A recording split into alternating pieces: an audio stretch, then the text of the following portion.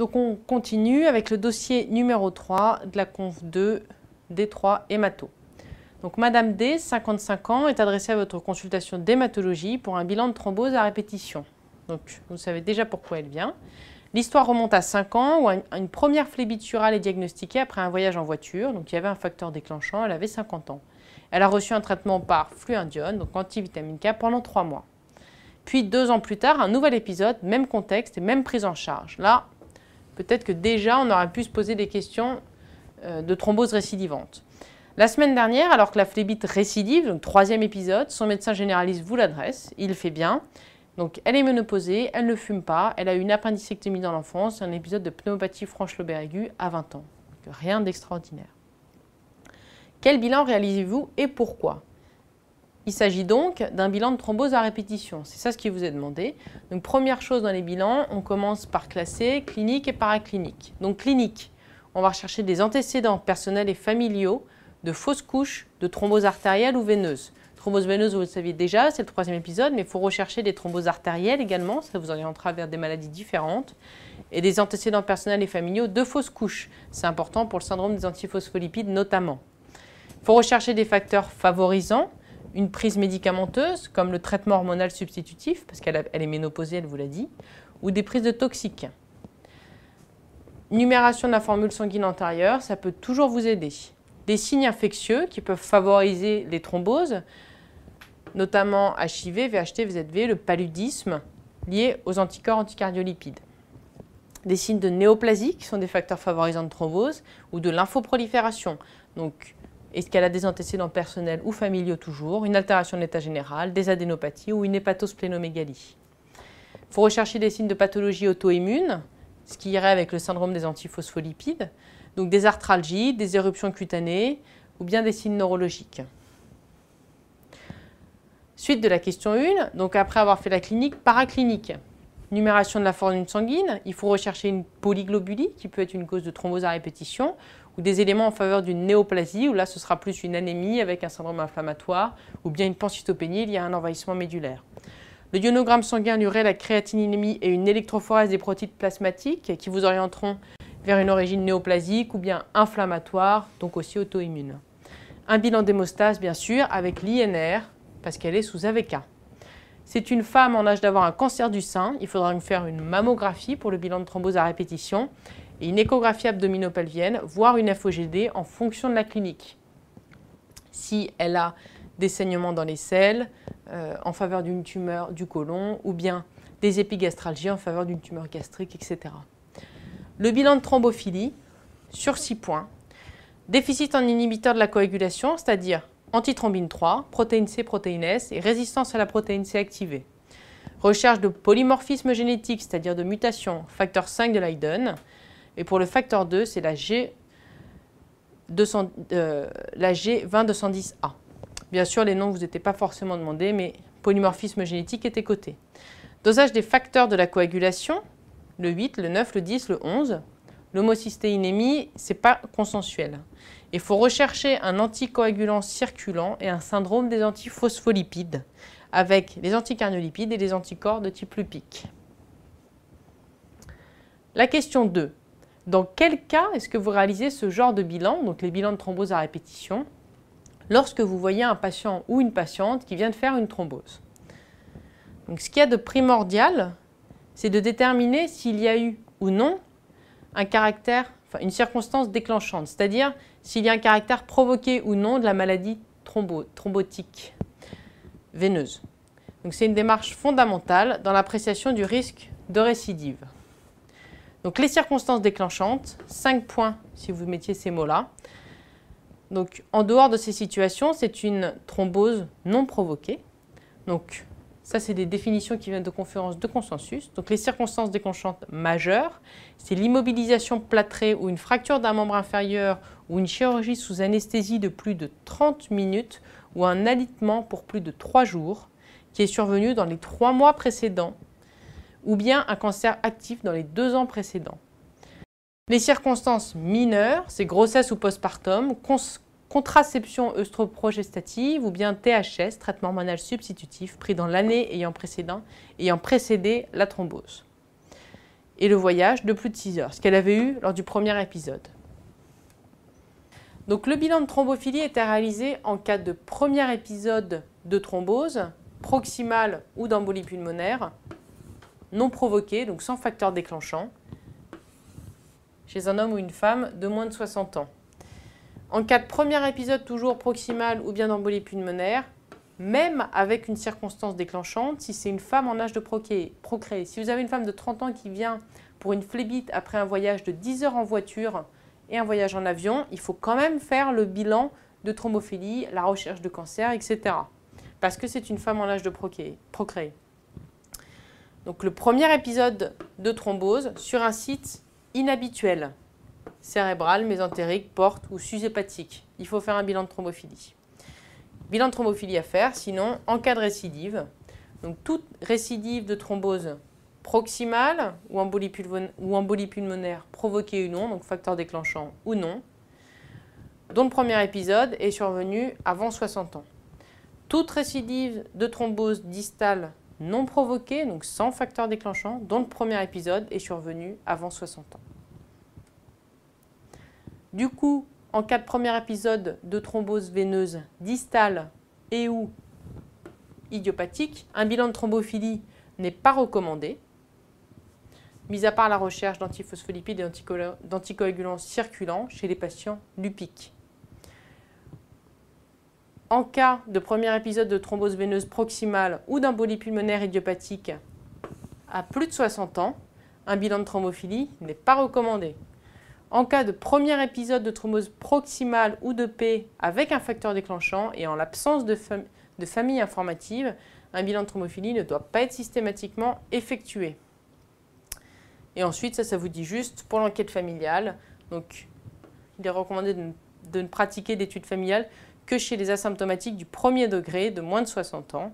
Et ça vous définit ensuite ce qu'est qu'un parent du premier degré, c'est-à-dire parent, enfant et fratrie. Donc, l'examen clinique de l'externe vous apprend ceci. Tension artérielle à 15,8, fréquence cardiaque à 67 par minute.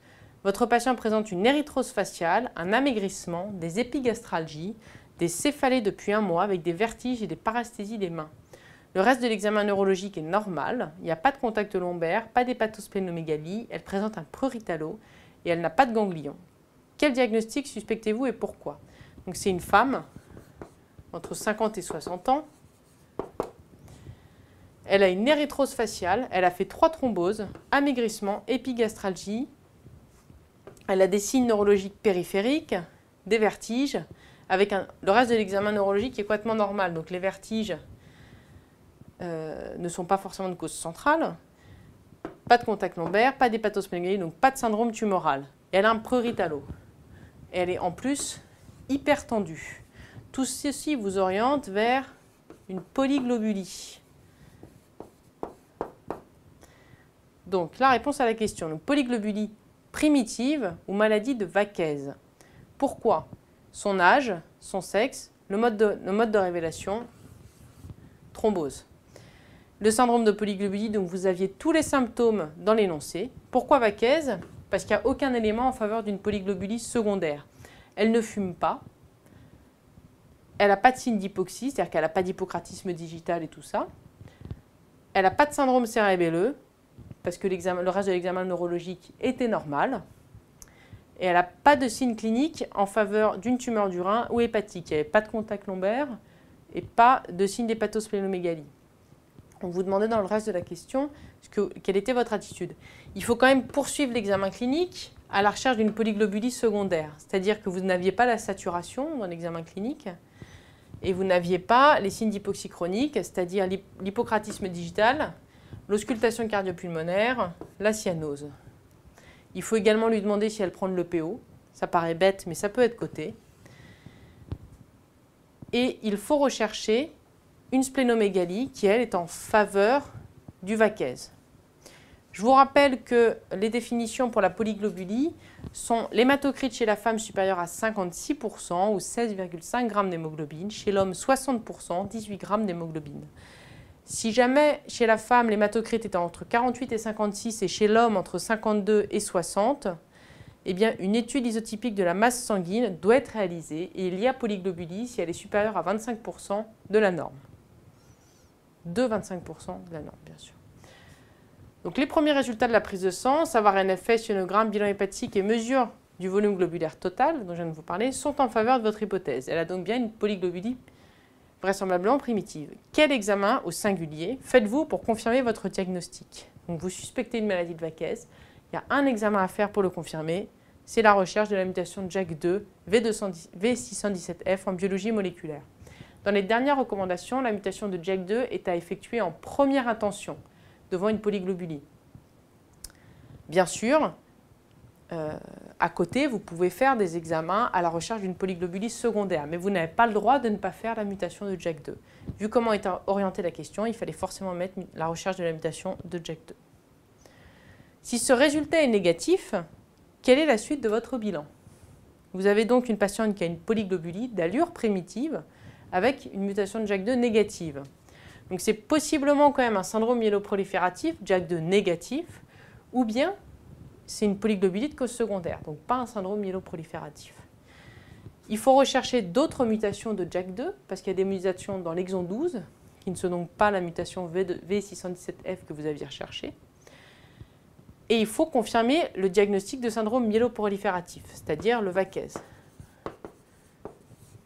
Donc, comment confirmer le syndrome myéloprolifératif? Eh bien, est-ce qu'il y a une polynucléose neutrophile, c'est-à-dire des PNN qui sont augmentés? Est-ce qu'il y a une thrombocytose associée?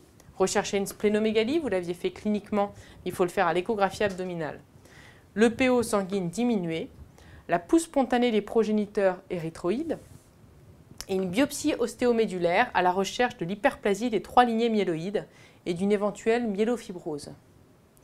Donc, je vous rappelle que le syndrome myéloprolifératif, vous avez un clone dans la moelle qui va proliférer et en cas du Vaquez, c'est prédominant sur la lignée érythroïde. Il faut rechercher une cause de polyglobulie secondaire, donc l'échographie abdominale était déjà cotée en haut, les gaz du sang. Sachant que ce qui élimine la polyglobulie secondaire lors de cause hypoxie chronique, si vous avez une saturation supérieure à 92% en air ambiant, ça ne peut pas être une polyglobulie secondaire liée à une hypoxie chronique. Question 6. Finalement, le résultat est bien positif. Donc, il y a une mutation de JAK2 V617F. Elle a une maladie de Vaquez. Quels sont les objectifs et principes du traitement sur 20 points? Donc, les objectifs, c'est le contrôle du risque thrombotique, qui est une des principales complications de la maladie de Vaquez. Il y a deux complications de la maladie de Vaquez, enfin deux principales. C'est le risque thrombotique et c'est le risque de transformation ou d'évolution vers la myélofibrose ou la leucémie aiguë en passant par, parfois, des myélodysplasies. Donc, contrôle du risque thrombotique qui passe par la normalisation de l'hématocrite qui doit être inférieur à 45%. Je vous rappelle qu'il y a polyglobulie si c'est supérieur à 56 pour la femme, 60 pour l'homme. Ça, c'est sans mesurer la masse sanguine. Et si l'hématocrite est supérieur à 48% pour la femme, vous faites une mesure de la masse sanguine, ou bien si c'est supérieur à 52 pour l'homme. Donc, il faut que l'hématocrite soit inférieur à 45% et la baisse des plaquettes inférieure à 450 000. Surveillez le risque de transformation en leucémie aiguë myéloblastique, précédée d'une phase de myélodysplasie, comme on l'a dit, ou en myélofibrose secondaire ou splénomégalie myéloïde. Donc ça, c'est les objectifs. Les principes du traitement en urgence, ça va être des saignées. Les saignées, c'est 400 ml à 600 ml. À réaliser tous les 2 ou 3 jours, bien sûr, en fonction de la tolérance en aigu, jusqu'à ce qu'on obtienne une hématocrite inférieure à 45%. Ensuite, c'est à réaliser tous les mois ou au cas par cas, en fonction de l'évolution, du risque thrombotique, de l'âge et du traitement que vous allez instaurer. Parce que le problème des saignées, c'est que ça aggrave l'hyperplaquettose, donc le risque thrombotique, et que ça aggrave également le risque de transformation en myélofibrose. C'est donc à limiter. Les traitements de fond. Donc, indispensable, le contrôle des facteurs de risque cardiovasculaire et en association avec un antiagrégant plaquettaire comme l'aspirine à faible dose en continu. C'était coté 2 points. Contrôle des facteurs de risque cardiovasculaire, il fallait que vous les mettiez, c'était 3 points, donc tabac, diabète, HTA, hypercholestérolémie et obésité. Traitement myélofrénateur. On a vu que le syndrome myéloprolifératif, vous avez un clone qui prolifère et qui provoque un surplus dans une des lignées, donc érythroïde, dans ce cas-là, pour la maladie de Vaquez. Donc, myélofrénateur, donc hydroxyurée ou interféron alpha. Hydroxyurée sera plus pour les personnes qui ont plus de 50 ans et interféron alpha pour les personnes qui ont moins de 50 ans. En surveillant, bien sûr, le taux de plaquettes, l'hémoglobine et les polynucléaires neutrophiles, avec, dans le Vaquez, l'anomalie principale qui est sur l'hémoglobine, mais vous pouvez également avoir une anomalie des plaquettes, une hyperplaquettose et une polynucléose, comme on l'a vu dans la question 2. Donc, en surveillant ces chiffres-là sur la NFS afin d'adapter les bonnes doses d'hydroxyurée ou d'interféron alpha. Surveillance à vie, tolérance et efficacité du traitement, c'est ce qu'on vient de dire sur 2 points. Soutien psychologique, c'est une maladie chronique que vous allez déclarer en ALD 30. Et bien sûr, il faut aussi informer le médecin traitant. Ça aurait pu figurer dans la réponse.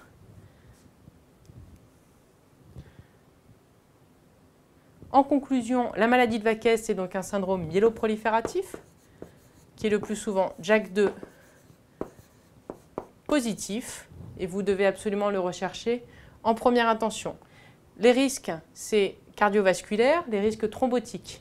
Il faut absolument également surveiller le risque de transformation en leucémie aiguë ou en myélofibrose, ou splénomégalie myéloïde.